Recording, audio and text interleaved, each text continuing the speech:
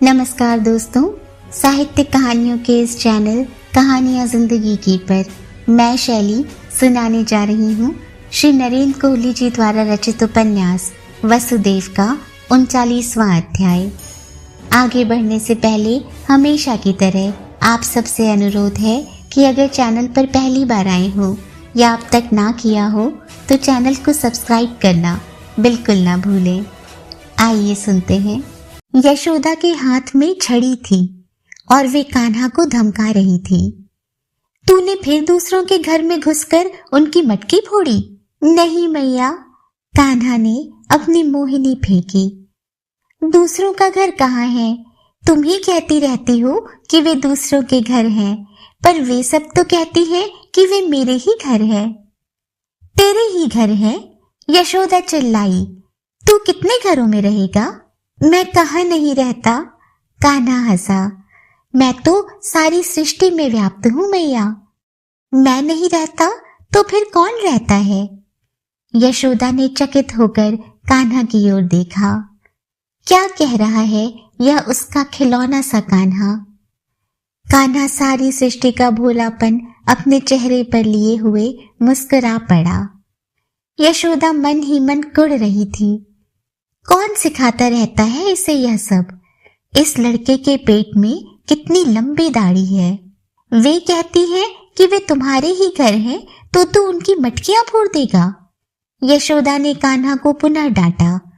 कोई अपने घर की मटकियां फोड़ता है? मैया, वे मटकियां तो खाली थी। ये लोग बालकों को झूठे ही क्यों बहकाती हैं कि उनमें दूध है, दही है, मक्खन है। कान्हा ने माँ की आंखों में देखा। झूठ का भंडा तो अंततः फूटेगा ही ना। पर तूने तो मथुरा जाती हुई गोपियों की मटकियां भी फोड़ी, वे तो खाली नहीं थी। तो वे मनसुखा के मुंह से दूध छीनकर कंस की रानियों के नहाने के लिए क्यों भेजती हैं? कान्हा ने पलट कर कहा। तू अभी बालक है, समझता नहीं है। यशोदा का स्वर उदास था। कितने मनसुखा वंचित होते हैं तो कंस के प्रासाद में एक सरोवर भरता है। तू हमारी बाध्यता नहीं समझ पाएगा कान्हा। तू नहीं जानता कि हम कितने बंधनों में बंधे हुए हैं।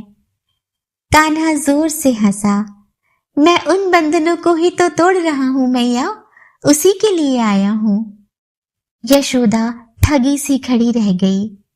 क्या कह रहा है यह छौना? निरर्थक ही शब्द जाल रच रहा है या वह जानता है कि वह क्या कह रहा है? यशोदा ने आगे बढ़कर कान्हा की बाह पकड़ ली।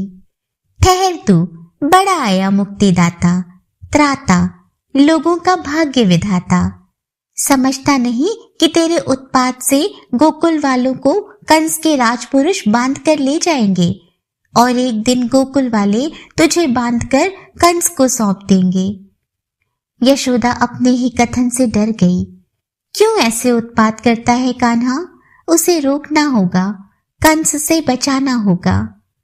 वे कान्हा को खींचती हुई जमीन में गड़े उखल के पास ले गई और वहीं से रस्सी उठाकर कान्हा को उखल के साथ बांध दिया। मैं जा रही हूँ गौशाला, लौटकर तेरे बंधन खोलूंगी। सबके बंधन खोलने वाले, यशोदा ने उसे धमकाया। संसार के बंधन तोड़ने वाले, अब यहां से हिलकर तो दिखा। रुष्ट यशोदा आंगन के द्वार के कपाट भिड़ाकर बाहर निकल गई। कान्हा मुस्कुराता रहा। देखा कि मैया तो जा चुकी थी।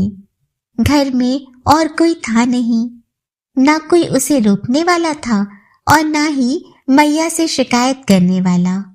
कान्हा ने अपना बल तौला और आगे बढ़ने का प्रयत्न किया। काम बहुत कठिन नहीं था। थोड़े से प्रयत्न से उखल हिल गया। कान्हा ने उसे हिला ही नहीं दिया था, उसे अपने स्थान से खिसका भी दिया था। कान्हा ने पलट कर देखा। उखल उसको रोक नहीं सकता था। वह तो स्वयं बेचारा उसके पीछे घिसट रहा था। कान्हा चल पड़ा। उखल किसी आज्ञाकारी अनुचर के समान उसके पीछे पीछे आ रहा था। आंगन पीछे रह गया। कपाट खुल गए और मुस्कुराता हुआ कान्हा बाहर निकल आया। चलते चलते वह गली मोहल्ला दूर छोड़ आया। अब एक खुला मैदान था। कहीं बच्चे खेल रहे थे, कहीं गौवें चर रही थी। कुछ बच्चे गायों की पीठ पर सवारी कर रहे थे। किसी को किसी का पता नहीं था, सब अपने में ही मस्त थे। कान्हा ऊखल को घसीटता हुआ चला जा रहा था। ना कोई लक्ष्य था, ना कोई प्रयोजन। धरती नापने की होड़ थी या ऊखल को घर से दूर क्षितिज पार फेंक आने की कामना। मैदान भी पीछे छूट गया। अब कुछ झाड़ झंकार थे, कुछ आड़े तिरछे, कुबड़े सीधे, छोटे बड़े वृक्ष थे।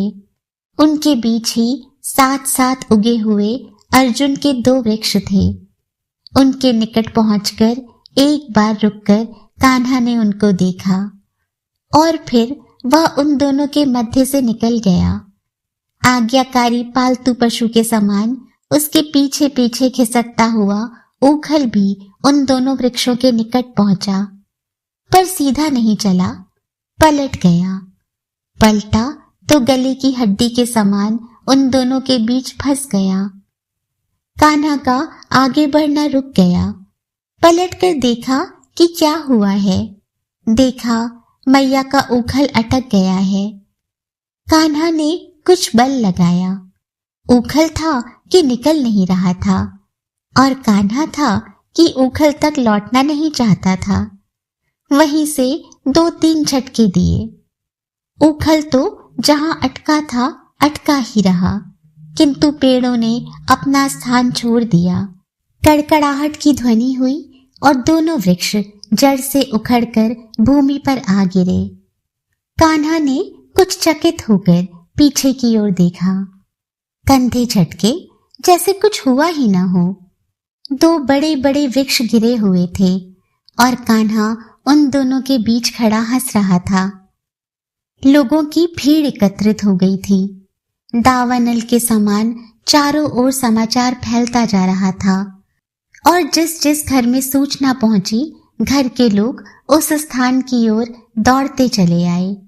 नंद भी अपने कुछ साथियों के साथ भागते दौड़ते हुए वहां आ पहुंचे। आसपास खेलते हुए बच्चे तो जैसे भूमि से चिपक ही गए थे। नंद ने अपनी आंखों से देखा, वे 2 बड़े अर्जुन के हरे भरे वृक्ष भूमि पर गिरे पड़े थे। ना वृक्ष सूखा था, ना किसी ने उन्हें काटा था, ना कोई आंधी तूफान आया था, ना उल्का टूटकर गिरी थी, पर दोनों वृक्ष टूटे पड़े थे। और थोड़ी दूर पर ऊखल से बंधा कान्हा कभी भयभीत सा खड़ा दिखाई देता था और कभी अपनी लीला पर मुस्कुराता सा लगता था। नंद दौड़कर कान्हा के पास गए, तत्काल रस्सी खोली। तू ठीक तो है ना कान्हा? तुझे किसने बांध दिया? मैया ने। क्यों? मैया कहती है कि मैं दूसरों के घर माखन खाता हूँ, दूसरों की मटकी फोड़ता हूँ। तो इतनी सी बात के लिए वह तुझे बांध देगी? नंद क्रोध से खौल रहे थे। अभी ये वृक्ष तुझ पर गिर पड़ते तो? मनसुखा पास ही खड़ा कुछ कहने को कुलबुला रहा था, रुक नहीं सका तो बोला, कान्हा ने ही तो ये वृक्ष उखाड़े हैं। क्या बकता है? नंद ने कान्हा को अपने शरीर से चिपका लिया। इन बड़े बड़े वृक्षों की एक शाखा तक तो तुझसे भी नहीं टूटेगी, और इस कान्हा ने दोनों वृक्ष उखाड़ दिए। सच कहता हूं काका, मनसुखा दृढ़ स्वर में बोला, मैंने स्वयं अपनी आंखों से देखा है। जब ये वृक्ष गिरे तो इनमें से 2 राजपुरुष भी तो निकले थे, जाने कहां चले गए। धूप से तेरा सिर घूम गया है मनसुखा। नंद का क्रोध कम नहीं हो रहा था। जा घर जा और सिर पर ठंडा पानी डाल। कभी कह देता है कि कान्हा ने मटकियां फोड़ी हैं, कभी कह देता है कि उसने वृक्ष उखाड़े हैं। मैं सच कह रहा हूं काका। अच्छा, अब अपने सच के साथ चला जा मेरे सामने से। नंद बोले, नहीं तो तू भी इन वृक्षों के समान भूमि पर पड़ा दिखाई देगा।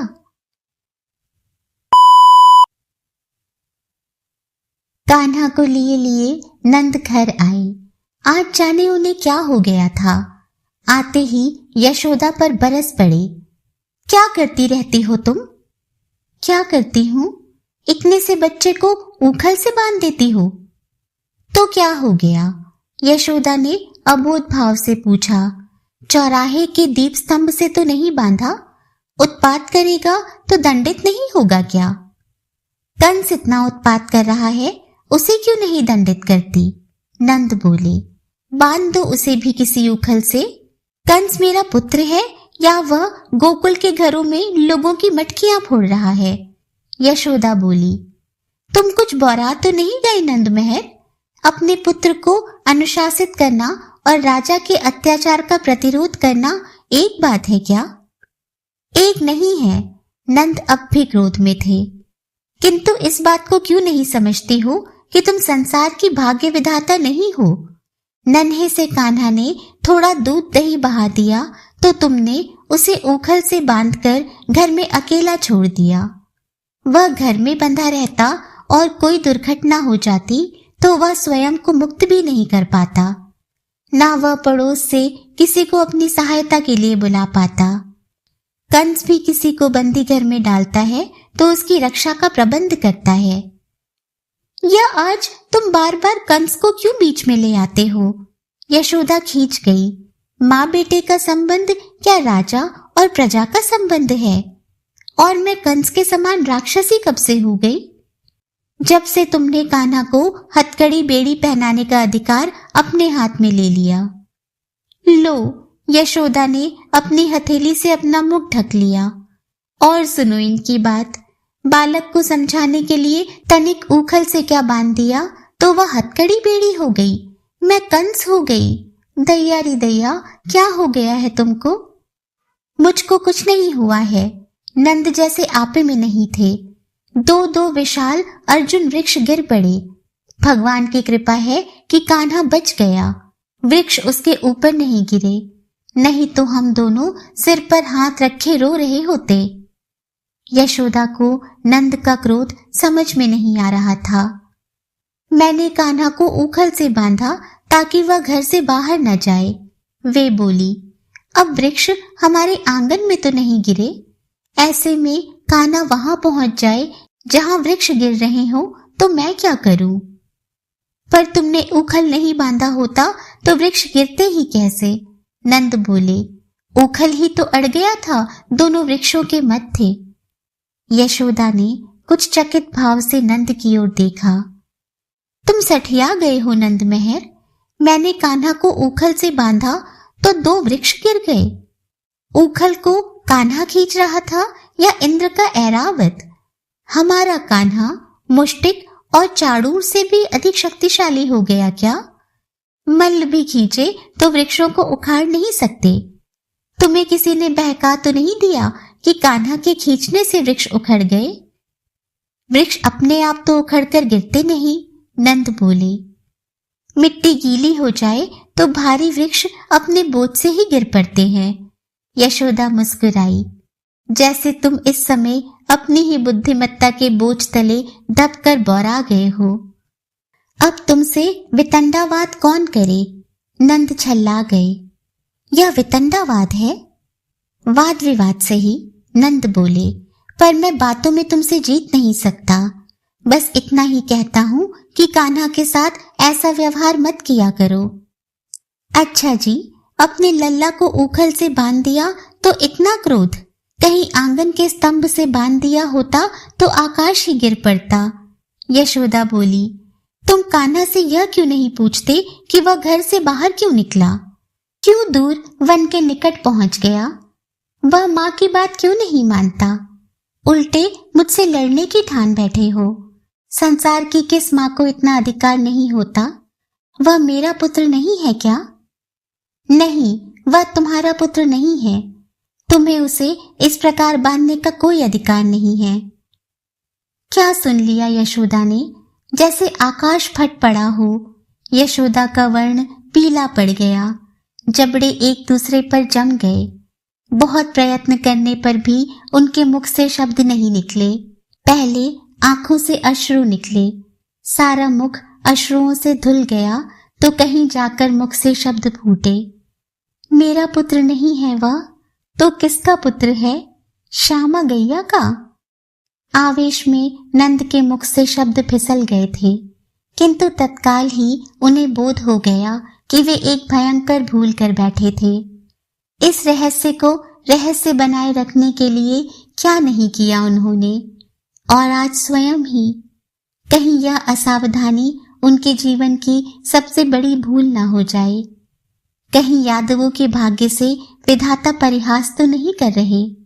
हाँ, नहीं है वह तुम्हारा बेटा। वे स्थिति को संभालने के लिए शब्दों को चबा चबा कर बोले, वह मेरा पुत्र है, नंद महर का राजकुमार है, वह सारे गोपों का राजकुमार है। तुम्हारा पुत्र होता तो तुम अपनी आंखों के सामने उसे पूतना राक्षसी की गोद में दे देती कि वह अपने स्तनों से उसे कालकूट पिलाए। और फिर वे रुके नहीं। तुम समझ नहीं सकती कि मेरा मन उसके लिए कितना आशंकित रहता है। उसकी उंगली में कांटा भी चुभता है तो मेरे हृदय से रक्तस्राव होने लगता है। आज जब मैंने देखा कि 2 विशाल अर्जुन वृक्ष जड़ों से उखड़कर गिरे पड़े हैं और कान्हा उन दोनों के मध्य असहाय सा खड़ा है, अपने उदर पर तुम्हारा बांधा दाम लिए, वह दामोदर न तो भाग सकता है न उन भारी भारी शाखाओं को परे हटा सकता है। सोचो मेरे मन पर क्या बीती होगी। बड़ी मां बनी हो। वहां और कोई नहीं था। यशोदा का मन भी धक्क सा रह गया। अब उन्हें लगने लगा था कि नंद का क्रोध अकारण नहीं था। भीड़ की भीड़ थी, मेला लगा हुआ था वहां। नंद बोले, पर सब मुंह बाए जड़ पाषाण से खड़े थे, काठ के उल्लू। किसी ने आगे बढ़कर एक पत्ता तक तो तोड़ा नहीं। वे कान्हा को मुक्त कहां से कराते?